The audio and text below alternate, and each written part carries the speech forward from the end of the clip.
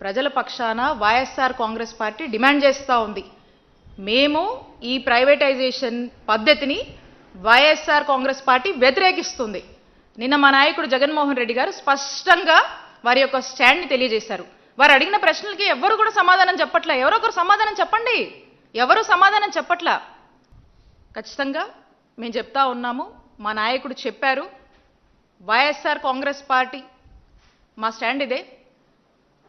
రేపు రానున్నటువంటి మా వైఎస్ఆర్ కాంగ్రెస్ పార్టీ ప్రభుత్వం, మా జగనన్న ప్రభుత్వంలో ఈ రోజున ఏదైతే నిర్ణయం మీరు తీసుకొని ఈ గవర్నమెంట్ మెడికల్ కాలేజ్ ప్రైవేటైజేషన్ పేరుతో మీరు అమ్మి ఒక స్కామ్కి తెరలేపి వ్యాపారం చేస్తున్నారో, పేదవాడి ఆరోగ్యాన్ని మీరు ఈరోజు అమ్మకానికి పెట్టారో, దీన్ని ఖచ్చితంగా రేపు మా జగనన్న ప్రభుత్వం వచ్చాక మీరు తీసుకున్నటువంటి ఈ నిర్ణయాన్ని మేము రద్దు చేస్తాము. దీన్ని రద్దు చేస్తాము.